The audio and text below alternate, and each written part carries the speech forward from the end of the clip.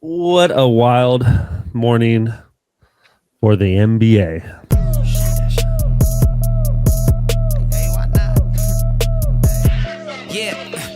Before we get into this, we have a brand new sponsor alert. Beep-be-de-dee. DraftKings, baby. We're with DraftKings. Use code multiple rest for 30% profit boost on a 3-leg parlay for DraftKings, the official gambling partner of the NBA. Go use that code. Tell them we sent you. Tell them the FBI sent you. Our buddy sent us that this morning. I had me dying, but oh my god, that's hilarious.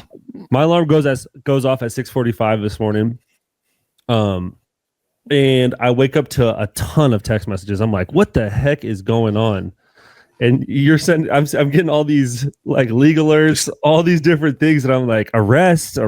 Like, what the hell? Chauncey Billups, Terry Rozier, Damon Jones, random ass name.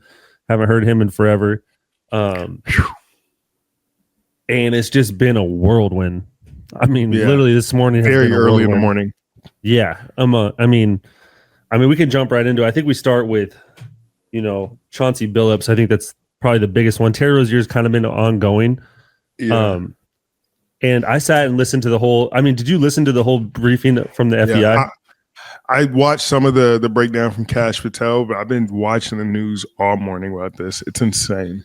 Yeah. I mean, you start with Chauncey Billups. So basically 30 people arrested over 11 states. The thing that made me keep laughing was like La Costa Nostra. They kept saying La Costa Nostra. Look, that part was throwing me. I was like, I'm like, all right, bro. Yeah, just stop saying that. They're trying to make it like the 90s. The Genovese, the Gambino, the Lucchese. They were throwing all those names out there. I was jaw dropped. I was like, wait, who's involved? What's happening? Are we looking for Lucky Luciano? That guy died in the 60s. Lucky Luciano's back there running the table. Sammy the Bull? Where are these guys at? Where are these guys? The Bull. Hey, but think about that though, bro. If that is, I mean, that's the other thing too. We don't know. This is all still developing. We don't know what's really going on. There's still probably going to be more information that comes out. But everybody, I mean, including myself, we're so quick to jump to conclusions just because for sure. We have the pieces laid out. Anytime you have gambling, mob association, and then current coaches and players, that is, I mean, that hopefully I feel like I keep saying this. Hopefully this is it. Like there's nothing else, but like this is, I mean, what between the Jonte Porter, this like nonsense, and then what's going on now, like this is not looking good. Yeah, and so basically, listening to the FBI break it down, there's two separate things that happen. Chauncey Billups, Terry Rozier is totally separate. Terry Rozier's on the sports gambling side of things, where the Chauncey one's really interesting. So basically, there was a lot of and this happens everywhere. And I got a funny story too. There's a lot of poker games that happen all the time, and the mob runs them. They were basically using Chauncey as like a public figure. I don't know if you saw this, but they use Chauncey as a public figure to come to these poker games to lure people. So basically you have these people that want to gamble and they're like, oh, I get to gamble with Chauncey Billups. But the games were rigged. They use X-ray vision stuff. Yeah, so it's very high tech. So they had cameras. They had lenses that they could see the cards that were marked. They would set these rooms up where it was like, you're going to lose no matter what. Yeah. And allegedly, this is where Chauncey gets involved. So it'll be interesting to see what happens with him because it's not sports betting. It is with the, that is still like a part of a racketeering case. Yeah, it's illegal, but it depends how much he actually knew. So they're saying basically he was getting paid to come to these poker games, but then they would fleece the 3 people there. Yeah. And allegedly everyone else knew about the scheme. It was there. There's part of it. Basically there's a cause for deniability in there saying that, hey, I wasn't he's probably got a way out. He probably has a way out. If he did know of like, I had no idea. Like, they just told me to show up to this poker game. But like they were saying that they had information being fed to someone offsite that would then feed it back to a person called the quarterback, and then the quarterback would basically share the information with the people at the table. Oh my God. About what the cards were being dealt. They like glasses that people were wearing that could show marks on it. Like, I don't know, maybe Meta glasses that could, and the cards would be specifically marked. They were really fine detail, but the glasses would pick it up. Yeah. That's this is millions like of dollars that happened multiple places. Yeah. Now, the funny thing about it is Damon Jones was tied to this. Damon Jones is tied to both sides of this case. So he's tied to the poker because he was part of it, and he's tied to the sports betting because he was part of that too. Yeah, I did see something saying that some of the information he was leaking was about when LeBron was playing. He was coaching LeBron and saying, "Hey, he's not going to play, or he's not 100%." Oh man, it's wild because and so he's on that side of it, and then the Terry Rozier thing. They say the mafia side of that is tied to also the Jonte Porter, where Jonte Porter was almost forced into it by the mob. Like, hey, you owe us money. Blah blah blah. You gotta set this up. You gotta make this right, man. That is insane. Like to think that, like this is where it's at. Yeah. I know the mob has always been a part of it. Yeah.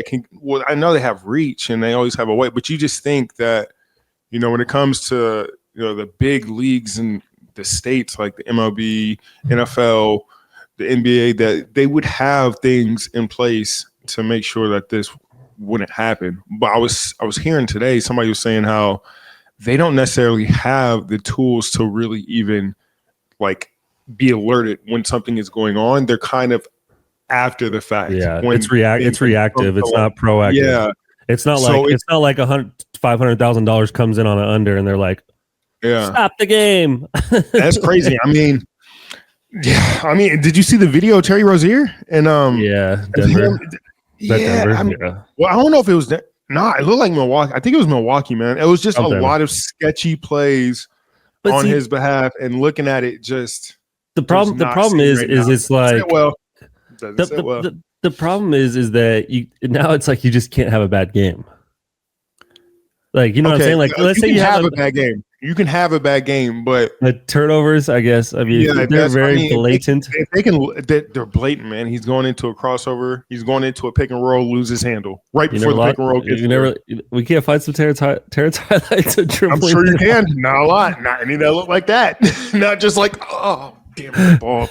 I got popcorn and butter on my hands and it's gone now. Like it was bad, bro. Some of the careless turnovers, like you can make a case that like, oh, it's just part of the game, but at the same time, when you put it into context, it doesn't look great. It does not look great.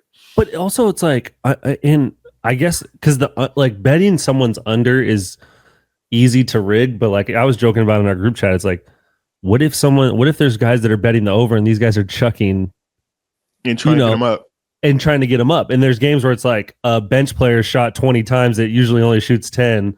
Yeah, and that's a red flag. You can easily notice that, like, okay, let's go check these games. Let's go check that one. Yeah, it's just the amount of money. It's just the amount of money that's happening is because it's like, I was explaining to someone, it's like, if hundreds of thousands of dollars are coming in on a Terry Rozier prop bet, that's just not normal. Millions of dollars are gambled every day. Like tonight, there's NBA games on, there's going to be a bunch of money on that specific game. Now, the prop betting is so different. It's like, who's betting $200,000 on the under on a bench player? Like, it's just like, dude. Absolutely. Like, yeah, especially like that, right? On a team that might be not a team that everybody's really even betting on.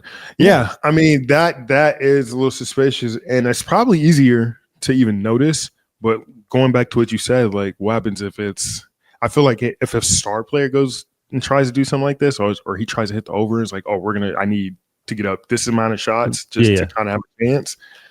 Then it's not as easy. We would have but I'm sure it is. But like, none of this is easy going into it. Like trying to go out there and make this shit look natural.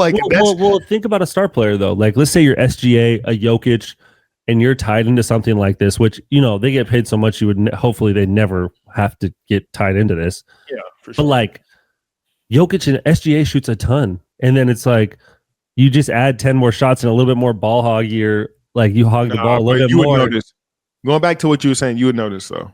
You would notice because even for like the guys who have the ball in their hands a lot, you can tell when somebody's forcing it or somebody's pushing. Yeah, but they shoot a lot. No, they shoot a lot, but in the context of the game. But like now, if they're just coming in, because you'll notice it might be a quicker shot. It might just come in. No, two dribble shot. That's a little out of character, but hey, it's got it up one time, and we got to just keep going at it. I don't know, man. That's crazy. I hope to God that this is over with the gambling nonsense in the NBA, bro. Because I'm watching the press conference, and my heart is like sinking into my chest. Like I can't believe that the FBI, the head of the FBI, is talking about the NBA and gambling.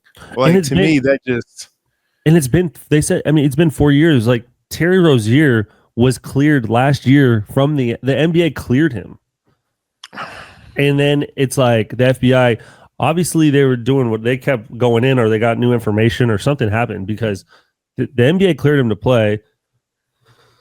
And then he gets arrested. Imagine waking up at 6 a.m. on the road. He's in Orlando. He's in your city. Yeah. He wakes up at 6 a.m. and he's got the feds at his hotel room knocking on the door like, you're going to jail, buddy. Team security is not going to be.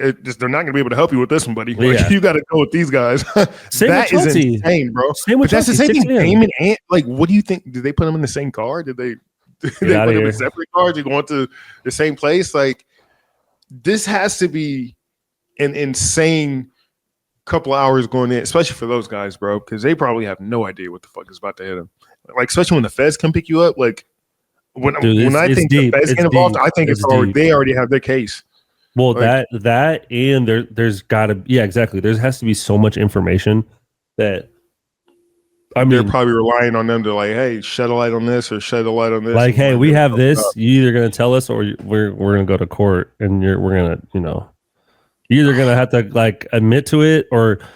I mean, Terry Rozier's attorney came out right away and said he didn't do any wrongdoing, and they're happy to fight this in court and.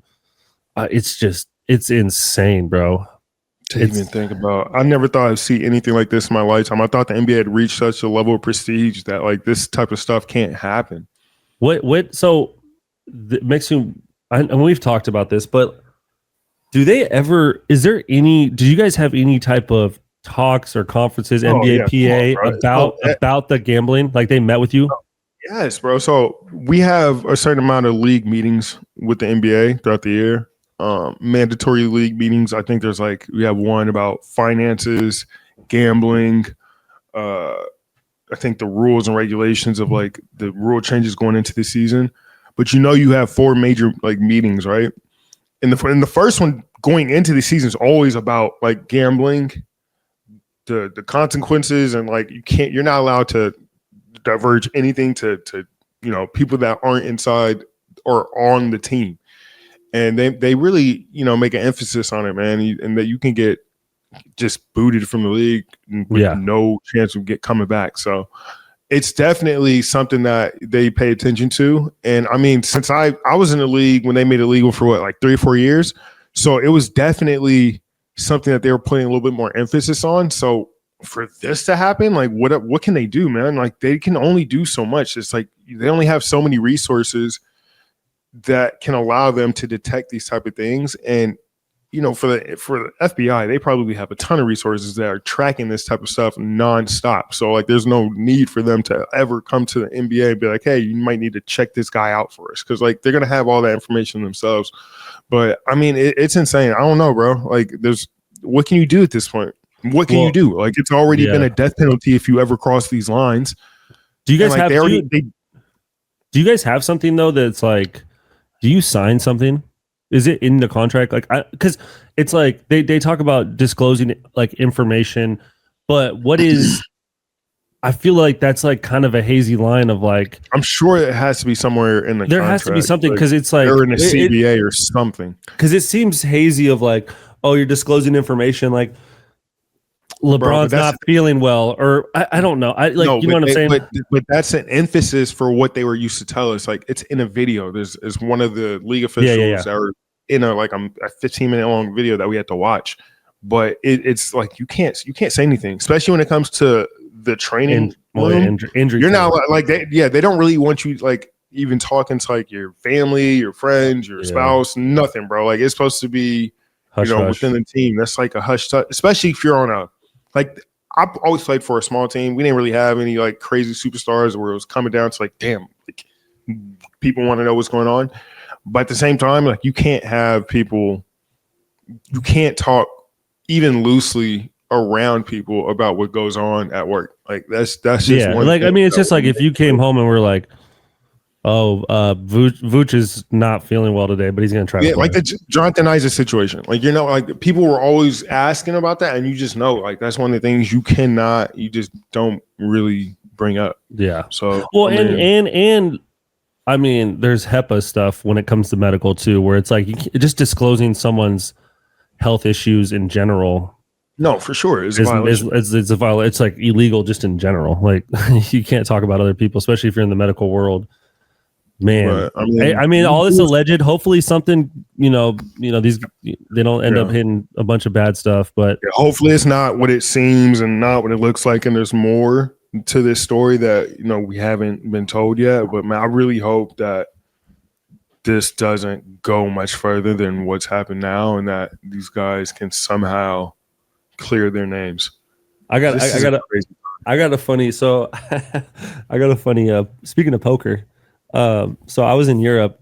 I won't give it too much information on where I was. Oh, but, someone on my team worked a back alley, like not a back. I don't know what to say, like a back end. Choose your words, alley.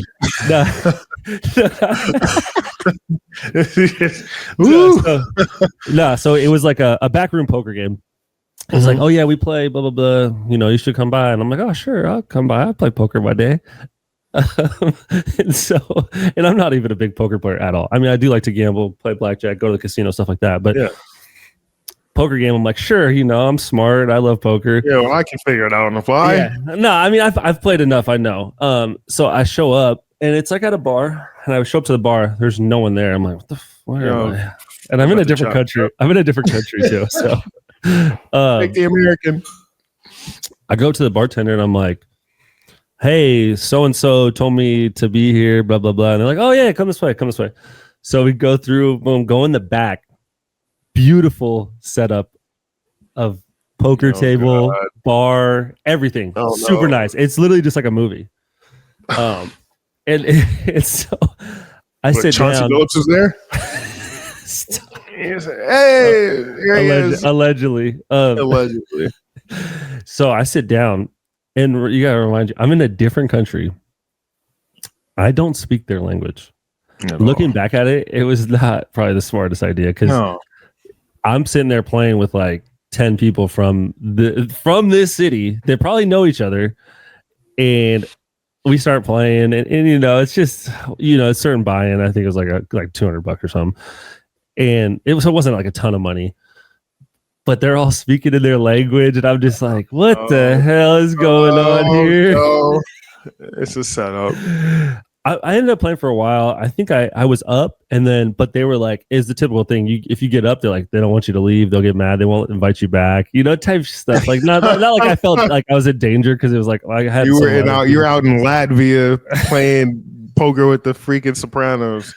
Dude, but it was an experience. I was like, damn. I never went back, but I was just like, damn. And like I hit my teammate up, and I was like, because I think I left at like maybe midnight. I think I played from like 9 o'clock. I played for like probably 2 or 3 hours, 9 to midnight. And I hit him up, and I was like, how long did those guys play? And he was like, oh, they played till like 6 a.m. I'm like, damn. Oh my god, you play with some real gamblers, bro. Yeah. No, they were dead. I mean, it felt like they were serious. Now, who knows? They could have been just taking my money. You went to a racketeering. Oh, for sure. That's why I'm not going to mention the country or who it was, but yeah, you can make your guesses. But it was like eye opening because like the country is not legal, But it was like you walk in, and you're like, this is like a movie, bro. Like, where am I? Like, this is insane. Like, where were you? Cambodia? It felt unreal. Like just like how nice it was, and you're like, damn, this felt like some real mob shit. Mafioso, yeah. I can see that's the training day in the background. Got it. They were serious though. It was interesting though. I had a fun time to but they were like speaking their language. I'm like, I'll take a card. The shit you get into, you could write a book.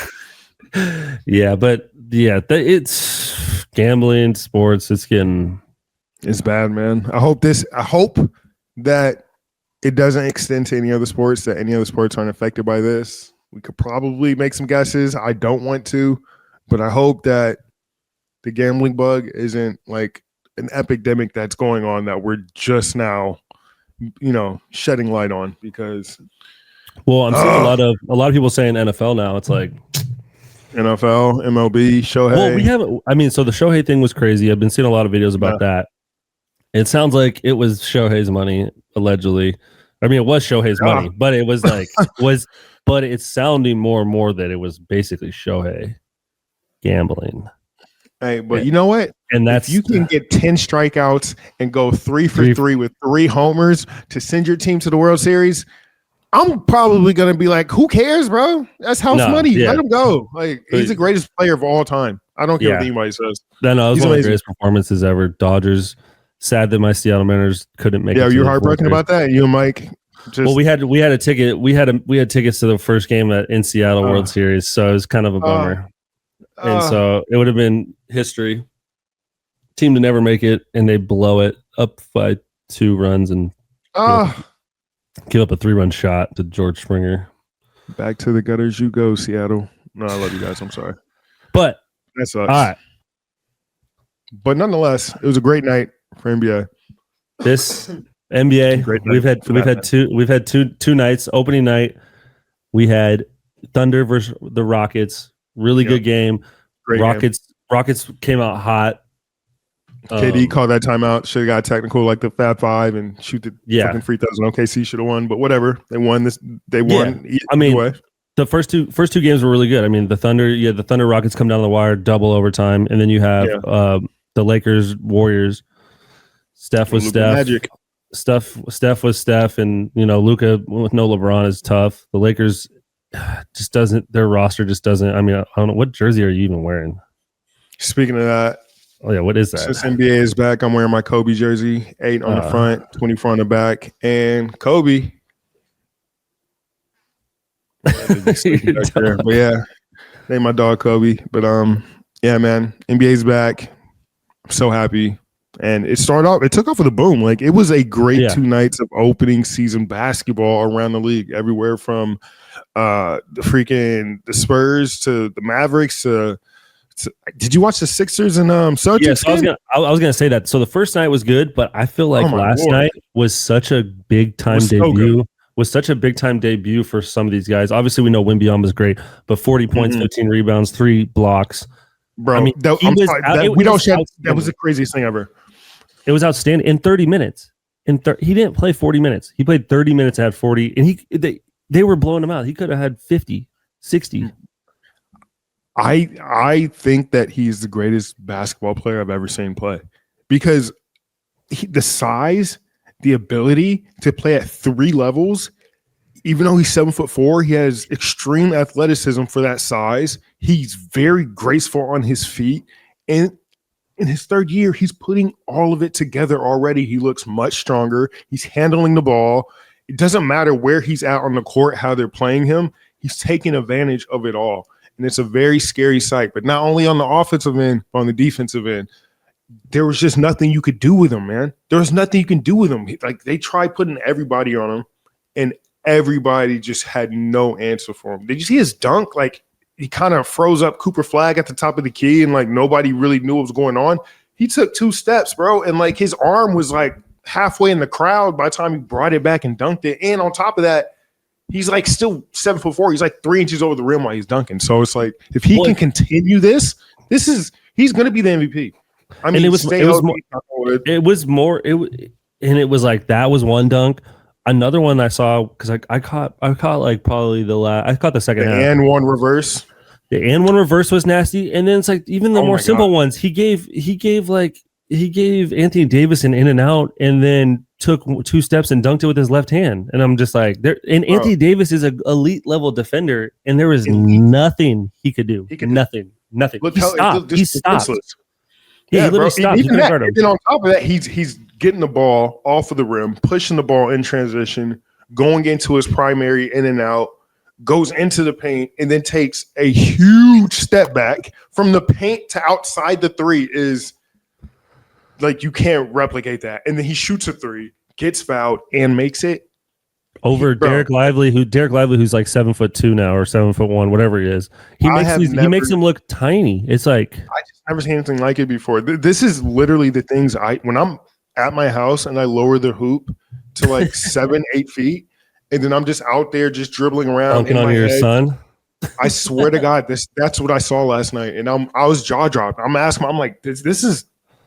Have you ever seen anything like this before? Like, this is the greatest basketball player I've seen, and it's only been 3 years. If he can do this all year long, it's over, bro. It's over. How does if he keep and obviously it's just one game, but if he keeps up this pace, how does he not get MVP, most improved? He wins everything. And how does he not win Defensive Player of the Year? He's gonna block so many shots. He led the league in he almost could have won last year, and he missed 20 games. And you know what's crazy? I feel like that's the kind of thing that kind of works against you. When you're that talented, everybody's going to keep progressively moving the field goal post and moving the goal further and further down because they've seen you do everything. So they're just expecting to see something that you haven't done. I feel like that was the thing with LeBron. Like, LeBron should have had 7 or 8 MVPs, but it's just like, all right, well, he's been doing this so long, you kind of just get used to the greatness that you're seeing, and it's just kind of works against you. Then you see somebody else that's having a really good year, and then it's kind of takes away from just like, all right, well, this guy's been doing it for the last 3 or 4 years. So I feel like if Wemby's on that, it's still going to be hard to vote against it. But I mean, we're lucky to be witnessing this brand of basketball, because if he plays for 15 years, bro, this could be the craziest run in the history of basketball. He's like the Shohei of basketball. But it's hard to see, but their surrounding talent. Castle, is that Dylan Harper? No, it's Castle. It's Castle. It's a Castle really rookie card from last year. He is really good. I mean, he had that dunk on. Team. They're just really well constructed team. Yeah, they got Castle, unbelievable, coming off Rookie of the Year. You got Harper, who looked really good in his debut. You got Vassell. You got Johnson. You got. Yeah. They didn't have Shohan didn't play last night. Even Harrison Barnes looked good, just like that veteran presence that just kind of has seen it all, can keep everybody in line, can kind of keep the guys steady. They got talent, and then you throw that big white guy. Who's the big white guy that he did those at the Celtics? Yeah. Big Luke Cornett. Yeah. You throw him in, he's a really good, just big man. And shout out to Northwest, Mitch Johnson, taking over that team from Popovich, Seattle guy. He's done. It looks like they're on a path for who knows. Yeah, bro. Shout out to San Antonio, man. They're the Duke of NBA basketball. They have one of the most prestigious programs out there, and they have a way to win. And they just have so much culture in winning and just everything ingrained into the fibers of that facility, into that organization, that, of course, even without Popovich, even without the Tim and all those guys, everything that's ever happened in that building is going to flow through those guys. And it looks like it. They still play a really good brand of basketball. So it's like, now you have Wemby. The sky's the ceiling for that organization. Who knows? They could probably win some more championships down the line. What do you think? Do you think Wembanyama will get like a quadruple double? It's possible. Because I'm pretty sure David Robinson had a crazy one. Yeah, he had like 10 blocks, 10 assists, like 60 points, 70 points, or 60 something, whatever it was. No, it was like 40 or 50 or something. Yeah, it was like an insane game. But I'm saying, is Wemby gonna get? I feel like he's gonna get a 10 block game. If he gets a 10 block game, he's gonna get the rebounds. The assist is tough, but it's tough. But who knows? The ball. He handles the ball a lot, bro. But the thing is, there's gonna be times where he's going to play 48. He's going to go into an overtime game, maybe a double overtime. If he's hot, bro, that's true. He could be putting up like 60, 20, 30, like 60, 20, 30, 60, 20, 15, 10, and like 7 somewhere. Like he could fill up every single stat chart because he does it so quick and so efficiently that like before, and he's got good players around him. Points. Yeah, he has guys that can make shots, make plays. And the way that they play with him is just like they already figured it out, bro. You get in trouble, jump ball that thing into the air and just wait for Wemby to come by, and he'll grab it and make a play. So I don't know, man. But there's a ton of good games last night. Well, I was gonna say, what about on the other side for the Mavs? I mean, the Mavs were favored in that game, which I thought was ridiculous. I mean, I should have bet freaking $1 million on the Spurs because it just seemed like a lot. Cooper Flag, he looked fine. I think the first game is just it is what it is. You got a lot of pressure. You don't have Kyrie, Yeah, and I think that was the biggest thing too. They were trying to make him like kind of start the offense and kind of initiate things and play him as a guard. And not to say that he can't, but that's a lot for him to do his first game in the league against a team like this. And with guys, and you have Clay, and you have who else? What other wings do they have? Washington, you got PJ. So they have like more forwards and not so much like wings that are shooters. Not that those guys can't shoot, but like it's hard. The space is not really going to be out there sometimes, especially when you're playing a team who can cover so much ground on the defensive end. It's going to be hard to get things going. And he played well. He figured it out. He didn't play that great in the first half, but he started to come alive and start to make his presence felt in the second half. But by that time, Wemby had went on a tear. Well, he didn't do bad. I mean, you make a good point though. It's tough, especially like without Kyrie. Not that Cooper Flag can't be a feasible guard. I just don't. Your first game in the NBA, how are you gonna? I just don't like him breaking down people and creating shots for other people, like you said, like the Klay Thompsons of the world, the PJ Washingtons. Like those guys are good when they get open shots. It the defense of the Spurs is long, athletic. If he's not like Cooper Flag wasn't like just getting crazy penetration and breaking down and making people help. Like that's where those rotations you start to get open shots. Like. Yeah, that's just not his game. Like now, if you throw in if once Kyrie comes back and like you're able to kick it to Cooper to make a play, I feel like that's where he's going to be dangerous. Like it's incredibly dangerous. In transition, running the lanes, playing off the ball. That's where he really shines. But like when he has to manage it, it's a tough order for anybody. Even Kyrie would have to really get deep into his bag to make that work. You played PG. I mean, there's a couple games you played point guard for the Magic. But we had 8 guys. I remember that. I remember watching those games. 4 of them were big, so I was just like, all right, I guess I got to do it. I should have bet the over. I should have bet the over on your turnovers. You should have. They got me projected at 3. I think I might have had 4 or 5. But no, I do remember that game though. They're like, Terrence Ross played point guard. I'm like, what the hell is going on here? It was a long day that day, but yeah. I mean, it's a lot. Bad. I mean, it's got to be a lot, right? Bringing the ball up. I mean. Yeah, I mean, they probably didn't pressure you crazy, but not a little bit because I'm not like the greatest ball handler, but they try to force me to speed up and slow down just to kind of get the rhythm, the offense out of rhythm. But it's tough, bro. It's a lot of work being a point guard, like bringing the ball up all the time versus people. It's not fun. But I'll tell you who did actually very well, and I was surprised of how calm and steady he was Dylan Harper. Dylan Harper, his first game, like he was actually very solid. He made some big plays. He's physical. Really got the offensive plan. I mean, yeah, for sure. Like, and he fits in with that brand. He's a 6'4" point guard.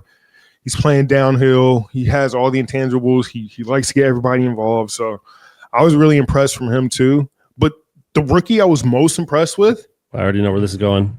VJ Edgecombe. Unreal. Absolutely killer instinct from day one. This first day that dude stepped onto the scene for Philly, he's been balling out. Summer League, he balled out. I mean, you even see the workouts of him and playing Tyrese Maxey just one-on-one, going at him. Like this dude has no back down to him. He's a straight dog. And you see him put that. He looks so comfortable in that offense, man. Like nothing he did looked complicated, and it was all within like 0.5 seconds. He was like, I'm either going to shoot this, I'm going to put it on the floor, I'm going to move it. But he did it with such conviction that like these guys had nothing for him, bro. Nothing. And I think the big thing with him too is like just the elite level athleticism. There's a difference, but there's a difference between obviously all the guys in the NBA are really good athletes, but like he has like that one move where he hits the crossover. Or was it a crossover or was it just a rip? No, bro. It was a rip. It was a rip. They passed it to him and he ripped hard, and his first dribble was like he was already at the rim. His first step was so quick that it just kind of propelled him into that dunk that you saw, bro, because he jumped so high that he had to like throw it down to slow himself down. Yeah, to get it in quick, like bro, but his head is above the rim, and like that's where you start to like separate yourself, because it's like you can get to the rim and do that over 7 foot guys.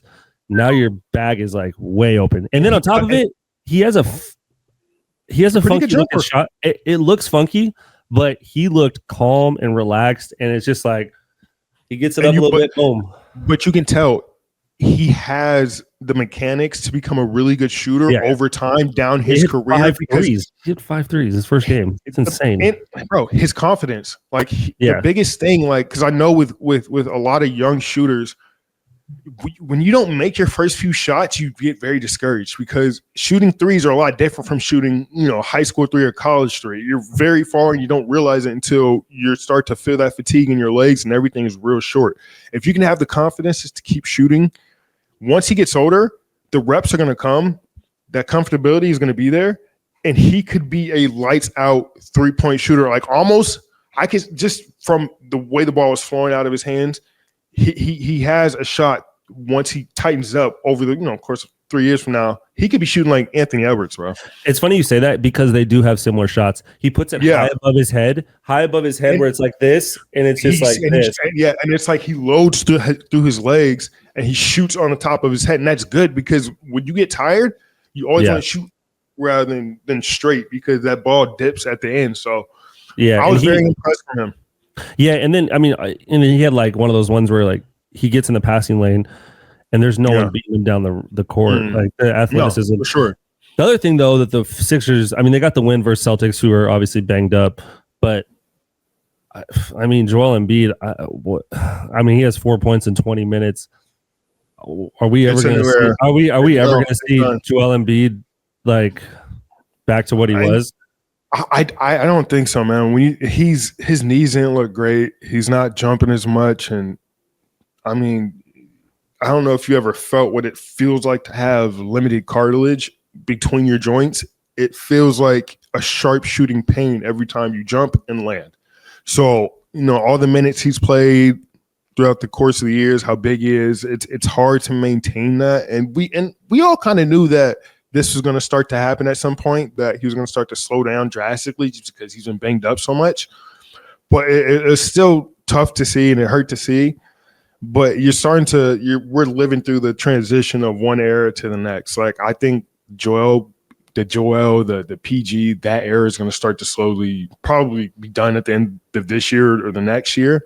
But it's definitely, they have good future pieces with McCain, with Edgecombe, with Maxey. It's just tough though, because if they have the big, it's like that team is really good now. I know. Like if Joel was like a force, like and who knows? If Joel was Joel 4 years ago, this would be this team MVP would be a 3 years ago.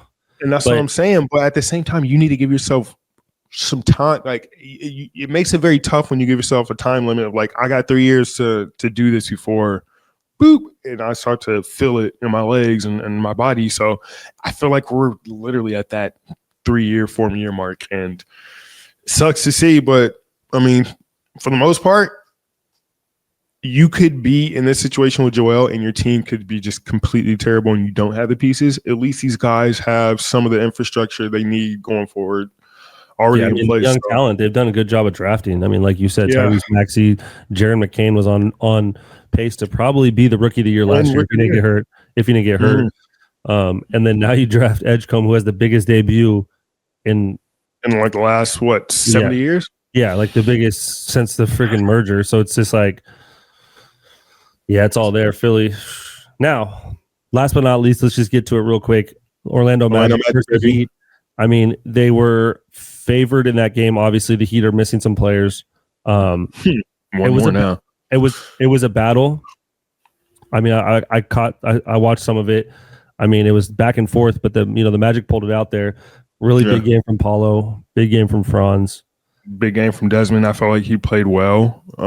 He looked very comfortable in that offense. He's shooting the ball really well. Anytime you can see somebody shoot and the ball like snaps through the net and it just hits like the baseline and bounces, that's all you can hope for with one of your wings when it comes to being a shooter. Love to see it. They do have some things that they can tighten up on.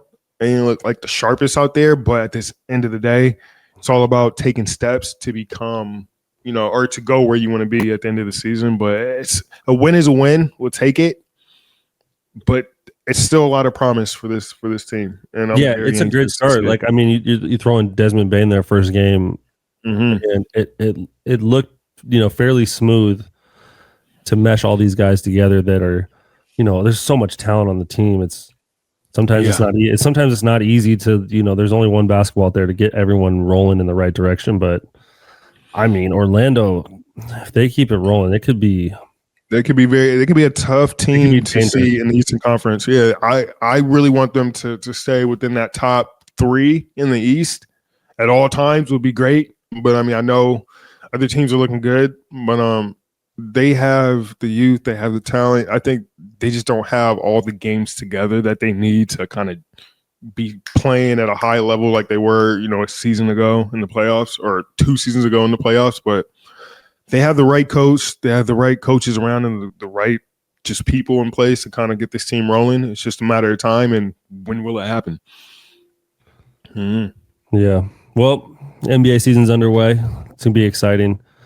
The NBA has to be just dreading what happened this morning. Right now. I mean, think about that. You go 2 games in, a lot of hype, a lot of good games. Everyone's excited. A lot of gambling. At 40, yes. Wake up. Who got arrested? Wait, who else? Please make it stop. La Costa Nostra? What? Costa? No, not the Costa. No.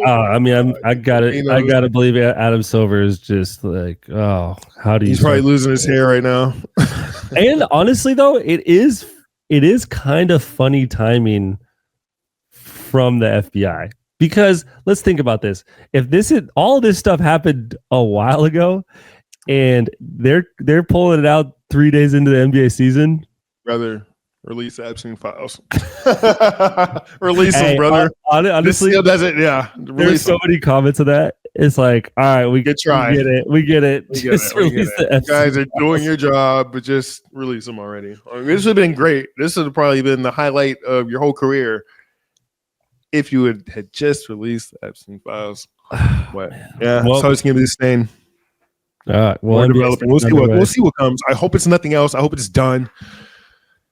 But it's just not looking great. All right, bro. Subscribe, like, comment, do the things. I didn't do it, guys. I didn't. Don't come for Ross next. Use that. Make sure you use that promo code multiple arrests, please. Do it. Multiple arrests. FBI sent you. Hashtag Patel. All right.